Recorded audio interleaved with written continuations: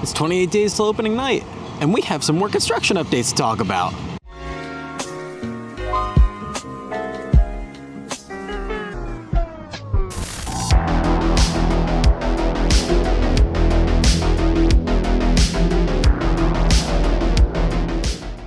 Hello everybody and welcome back. It is Michael from Hollow Thrills back with another video, and that is right, we are back here once again at Universal Studios to check out all of the most recent Horror Nights construction updates, as well as talk about our last 3 announcements, 2 houses and 1 scare zone. Ton of stuff going on in there, but before we get anything, please make sure you are subscribed and have the bell notifications turned on to get notified whenever I post a video, and also make sure to follow both Instagram and X, links are down in the description below. But like I said, tons of stuff happening in there, so let's head in and check it all out. And actually, first things first, before we actually get into the park, we're gonna head over to the guest relations to pick up our frequent fear pass, but yeah, there's a ton of construction walls out here. People are thinking that it might have something to do with Horror Nights and maybe they're gonna do something bigger for the arch. But for the most part, this is probably just them painting the arches to match the new paint that they've done on all of the buildings back here. That's more likely what this is. But like I said, we're gonna go back here to guest services to pick up our frequent fear pass. And there we are, our frequent fear plus pass, baby. We are ready and good to go for opening night, so we don't have to worry about our phone having any issues the opening night. All right, first things first, since the last time that we were here, we officially have our Horror Nights sign. I don't know if you can see it just because of the sun being in the way, but our sign, our neon sign, is officially up. And actually, rumor has it that we will be getting a bunch more stuff on this. I mean, obviously there's gonna be a bunch more on it, but there is a ton of stuff that was revealed at the UK event of what this should possibly look like, and it looks amazing. That's all I can really say. I don't want to spoil it in case you don't want to see it, but this is going to be gorgeous, and I can't wait to see it. But as of right now, looks like we just have that sign and some lights and speakers up. Nothing too much as of yet, but I anticipate probably next week you're gonna start seeing a whole bunch of stuff come up for this. Ooh, and actually, as I was passing by, we do have one of our first sightings of a fog box. Can't wait. And as always, we are gonna make our way towards the Hollywood section to get the most recent update on the Sideshow of Decay scare zone. But before we get over there, let's talk about the first of our 3 announcements that we got, being one that happened basically right after I posted my video the next day from last week, and that was Fortnitemares. Halloween Horror Nights puts a twisted spin on the global video game phenomenon Fortnite with the immersive and thrilling scare zone inspired by Fortnitemares, the game's signature Halloween event. Fortnite is a global ecosystem where players create, compete, and hang out with friends in an always evolving world. Its highly anticipated fall in-game event, Fortnitemares, brings new characters and horror-themed gameplay together every year. Now, Halloween Horror Nights fans will have the chance to drop into the world of Fortnitemares with an all-new scare zone featuring ever-evolving, high-stakes environments. Guests will enter Freaky Fields, a Halloween-inspired living battleground overcome with a threatening force. Throughout the scare zone, fans will encounter the battle bus along with familiar Fortnitemares characters, plus a few new additions exclusive to Halloween Horror Nights as they work to escape and claim victory. Now, I know this particular announcement is very split among the community. A lot of people are excited, a lot of people are like, why the hell is Fortnite coming to the event? And I'm sure you guys know my stance on it. I loved Fortnite back when it was getting pretty popular around 2016, 2017, as I was getting into college. Really, really loved playing the hell out of it. Fell off about kind of halfway through the game's life cycle, and now I've kind of picked it up a little bit more again recently.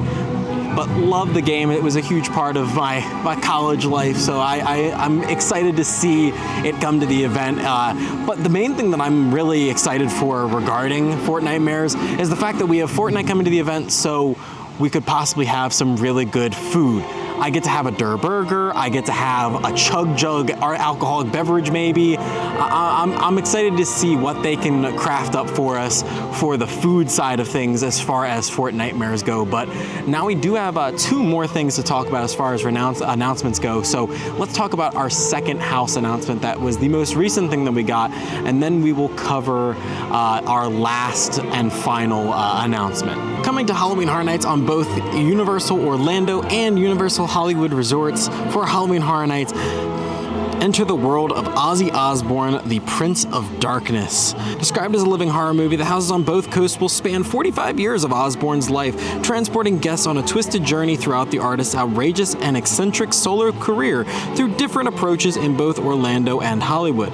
Music from Osbourne's solo albums appear throughout, including The Blizzard of Oz, Diary of a Madman, Bark at the Moon, No More Tears, Scream, and Ordinary Man. The Hollywood version will chart Osbourne's journey as guests travel through time from his early childhood at the Osbourne Asylum, and at the Orlando iteration, guests will venture throughout ancient ruins and foreboding dungeons before boarding the crazy train for a twisted ride into a realm inspired by the covers of his fan favorite albums. Now, as always with kind of these music style based houses, like we had last time with The Weeknd, I'm always interested to see where they go with it. I know it's going to be more of kind of an original approach on an IP, which is always fun to see how they tackle it. And I know on both coasts it's always a little bit different, but I'm excited to see how Orlando's take on it goes, as it's going to be more of a look inside of his music rather than kind of his life as what Hollywood is getting.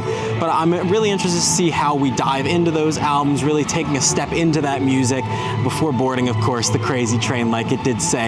But this one in particular is just very interesting to me, and hopefully I enjoy it way more than I enjoyed The Weeknd. I did enjoy The Weeknd House, but I feel like this one really scratches the itch of a horror-centric music IP. But we'll tackle the last announcement a little bit later once we get over to the Scare Zone for that one. But let's look at the most recent updates here in the Hollywood section of the park for this Scare Zone. Honestly, they have added a bunch of stuff since the last time we were here. Just a lot of small details and just a bunch of signage. It looks amazing, and I cannot wait to see this Scare Zone in full effect. But we have like a bunch of different little Easter eggs, like this one here being like a carnival punk of Lady Luck. And then I also believe there is one somewhere around here for the director. But we have a bunch of stuff all over the place. This has been in a couple different houses in the past, including Carnival Graveyard and I believe Terrifier last year.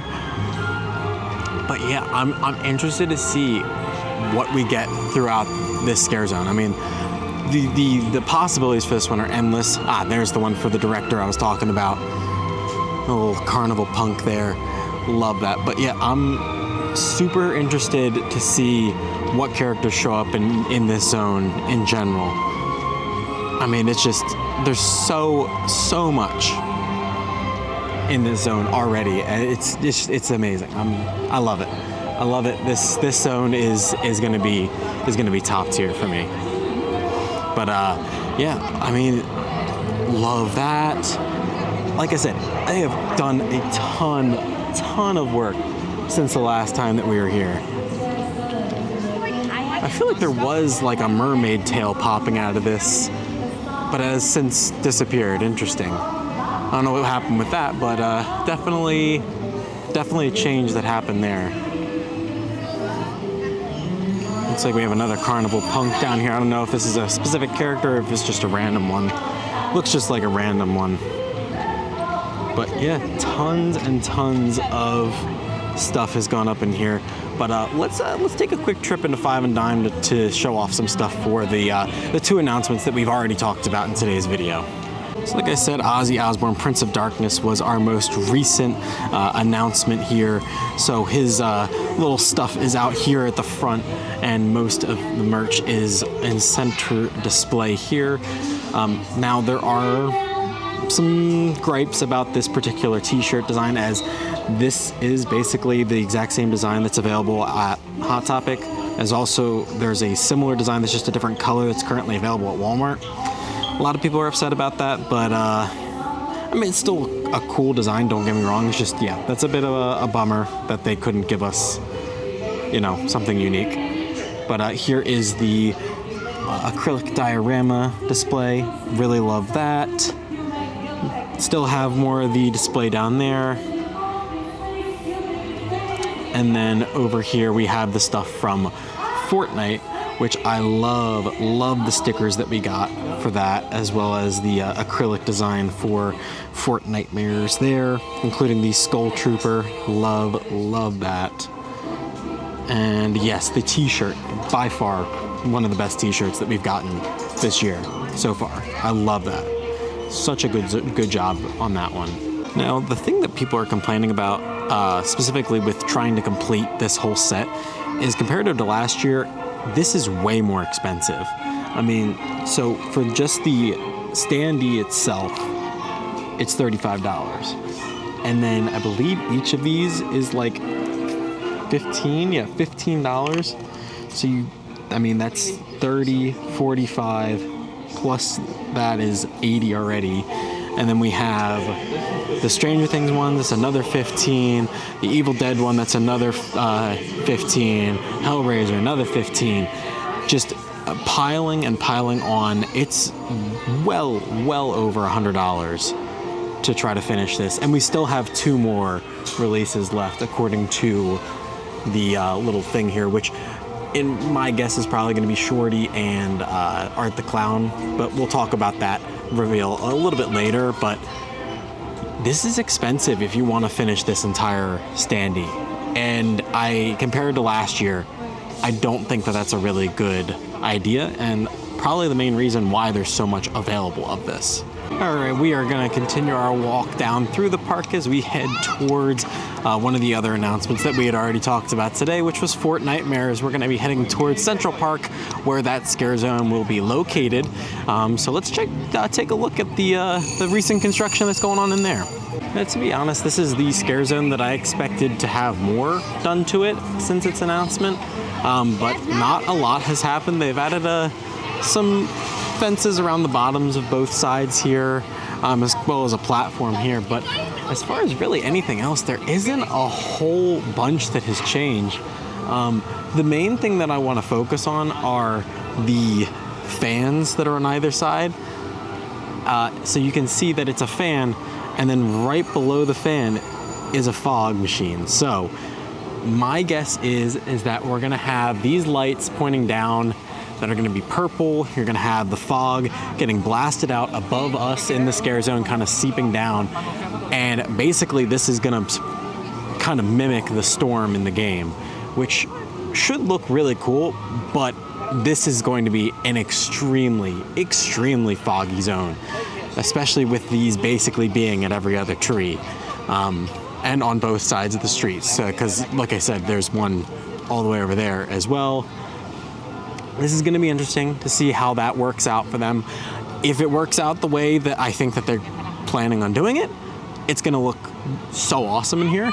But if that fog falls too quickly and they use too much of it, you're not going to be able to see 2 feet in front of your face, and it's going to be rough. But we're making our way down the rest of the way towards the end of the scare zone, as we do have a couple more things to talk about. Still nothing on our little right angle here, but to the left we do have a little bit more theming going on, as we have a little hut there, as well as some brick that's being built on the left hand side. Kind of looks like the brick from the actual game, and we have like a weird kind of tentacle on it. I'm gonna be honest, haven't played the game in a hot minute, so I'm not sure how that relates, but I love the actual legitimate brick design that they have that matches the game. The thing I'm most interested about for this scare zone, it does mention the battle bus. I would have thought the battle bus would have gone here, but seeing as this platform has been here for a while, I'm gonna guess that this is actually where our battle bus is gonna go, as that makes a little bit more sense, just based on the location of it.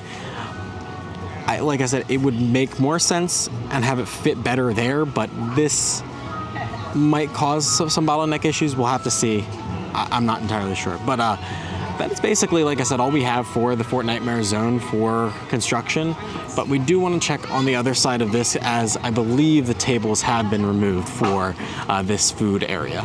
Yes, all the tables and chairs underneath of the awning here have been removed, which more than likely means that we are gonna have yet another bar and food offering area here for Horror Nights this year, as we have the last couple years. So I anticipate that those little stands are gonna probably pop up within the next week or so, as we are only 4 weeks out. So be ready for that, but this is a good sign that those have now been removed. But now let's head through Springfield, as we do now have official confirmation that we will have a chainsaw horde here in Springfield. Maybe we'll see some lights finally go up in here. Probably not, but we do have confirmation that we will have the Carney chainsaw horde back here in Springfield this year, which is great news. I love when the Carnies are in Springfield. It's a fantastic time. I think there is some lights there, but I don't know if those are new or if they're always there. But while we're passing by the Simpsons ride, there is no house portal there yet.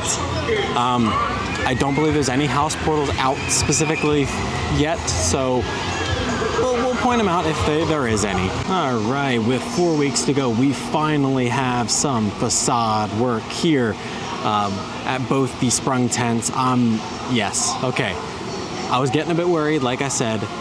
We have some wood pieces there that looks like are gonna just be kind of drilled together, and that'll be the beginning formation of the facade. And I believe this is supposed to be invasion, alien abduction, and then to our left is our next facade that is currently being worked on. And this looks amazing. And the current speculation for this one is that this is going to be our HR Blood and Guts house. So that looks like it's going to be the entrance to the radio station, which, yeah, that looks amazing. And then since the last time we were here, I don't believe that was up last time we were here, but it's kind of hard to tell because it's a little blurry since it's out of focus, but that is the little sticker that's up on the sprung tent back there for Hellraiser. So that is our location for Hellraiser. And current rumors are that the other location is going to be our location for Sinners, but that facade isn't up just yet. Now, more likely than not, that facade is still going to be just a sticker similar to what Hellraiser is, but fingers crossed that they do pull something out and it ends up being Club Juke as an exterior facade.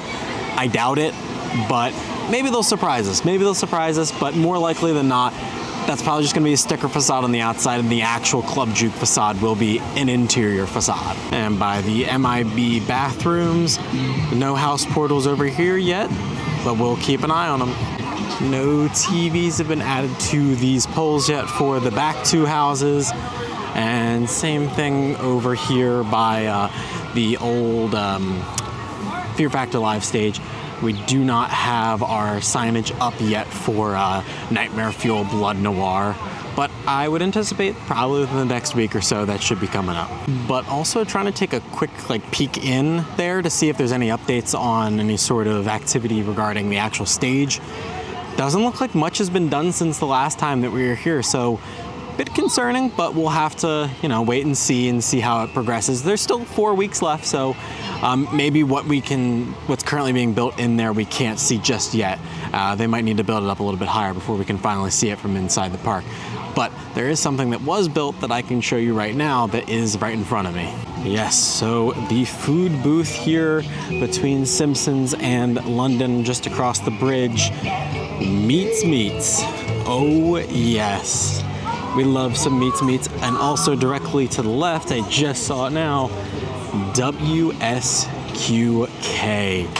Oh, hell yeah. So this is an interesting placement though, both these food booths. So you have Meats, which is arguably one of the most popular anniversary food booths that we've had previously, right across from a food booth for Stranger Things. That's a bold strategy. Let's see how it plays out for him. But I love the design of both of them. Meets last time, of course, was I believe that was the 30th anniversary that we had Meets at the event for a food booth, and that was over in Sting Alley, just across the way there. But love that we're having it back this year. Hopefully we have some similar food as to last time, because I did love the food that they had there. But with the WSQK booth over here, I'm interested to see what food we have. Will they bring back the Surfer Boy pizza? I doubt it, just because they wasn't really a part of season 5, but I'm interested to see what they have specifically for season 5. All right, so next update, just before you get over towards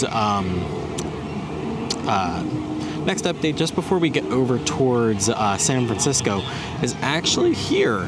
Now, there's new lights and everything up here. There's new poles up here, and there's also some down around the back. Now, normally there is just a bar back here. I don't remember if we had one back here last year. I think we did. Previous years it was the Peacock bar. Last year I think it was just a regular themed bar. I think it was just like a Fanta bar. But lights back here normally means that this is going to be another bar location, and with all the tables back here now cleared out, it looks like that's more and more going to be the case. But let's see if they have actually put up the bar area yet, or if it's just lights and clearing out the area to get ready for it, which looks like it is the case, as it does not look like they have a bar set up back here yet. But I'm interested to see if this is going to be another Peacock bar situation, or if this is just going to be similar to what we had last year with the Fanta bar. And back here in Club Horror, our most recent update is they finally have some of our speakers out here by the stage. But other than that, nothing back there as far as seats or our kegerator-like trailer. So nothing's really changed. And now, New York, as we have our last announcement to talk about, as the sign has officially been revealed here at the end of the street. Downtown Clown Town. So let's talk about this announcement a little bit. The city that never sleeps becomes a walking nightmare when it's overrun by killer clowns from outer space, Art the Clown, and other clownsfolk who can't wait to tear you limb from limb. So that does officially confirm where Killer Clowns from Outer Space fits into this event, following their slight announcement from a few weeks ago, as they are going to be here in downtown Clown Town and are going to be joined by our friend Art, everyone's favorite killer clown as always. But yeah, I'm super excited for this scare zone. This one has the most potential to be my favorite zone of this year that isn't already something I'm extremely hyped for. I just think that they could do so much with this zone, and the clowns can interact so well together and apart and just in general with the populace. So I'm excited to see what they do with this zone. But we do have some stuff that has gone up in this zone despite those just things at the end of the street. So let's take a look at those real quick. So the first thing that we need to talk about is our little carnival caravan here right outside of Sting Alley. Now, due to the location of this, I'm interested to see if we're actually going to have a food location here in Sting Alley. If we do, I would suspect that the entrance isn't going to be here this year, and that's actually going to be on the other side like it was a couple years ago. But the location of this being here is just, it's interesting. But on the other side, we have some more kind of vinyl stickers that are not really holding up all that well, and they need to kind of figure out what's going on with those. But looks like we will have scare actors in here. Maybe those doors will open. Should be a really interesting prop that the scare actors can interact with, and I'm excited to see kind of how this goes as we get closer to the event. And as we make our way down towards the end of the New York street here, the main street of New York, to our left we have, yes, some clown tents. I'm sure there's going to be some sort of stage show going on up here between these two. Obviously the right one looks more like a Killer Clowns from Outer Space tent, and the left one you know, could be something for Art the Clown. I'm not entirely sure, so maybe we'll have something between the two franchises here at center stage, or it could just be a random clown show with some sort of victim. Regardless, I'm excited. I love when they have an actual like stage element to the New York zone. It really adds more elements to the zone and gives you more things to look, do, and see in this zone. Directly across from that is, of course, the updated area for our tribute store for this year, as we have some stuff that has gone up for it. Interesting. I like it. It does kind of remind me of the cart that's down there that we saw earlier, kind of the design of it. So it does fit the carnival theme that we have going on right now. And we, oddly enough, have some speakers, a ticket booth, as well as a stage out here. So I'm interested to see how that's gonna build up here. But let's see if we can get a little bit closer to get a better look at it. Because yeah, it's definitely a stage here with a speaker and with steps going up to it. Do they connect with the ticket booth? Let's see. It does not really, because you kind of have to like jump up there. There's no real steps to connecting the two, so I'm not sure, but there is another speaker here above the ticket booth. So I'm interested to see how this is all going to connect, but I'm interested. I'm excited. I'm excited to see how this pans out, but I love that the tribute store is back here in New York. All right, so from the entrance of the tribute store, I actually saw something over here that I want to take a look at. I believe we do have some more food booths around the corner here.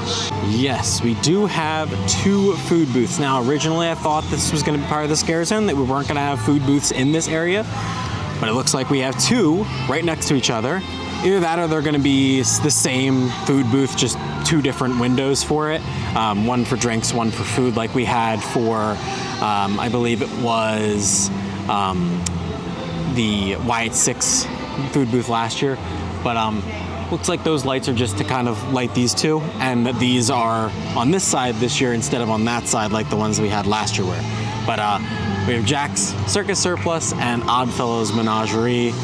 No menus up just yet because that is yet to be revealed, but I just love how Jack's is kind of all chaos all over the place, and Oddfellows is a little bit more controlled and a little bit more nice looking. But I just love all the little nods on here of Jack's legacy. It's super cool. You got red noses for the clowns, dangerous animals. I think there was something also, nothing on the back, but I mean, I love them. These are already looking great. Between these and the 2 that we saw earlier, being Meets and the Stranger Things booth, I'm loving the food booths already this year.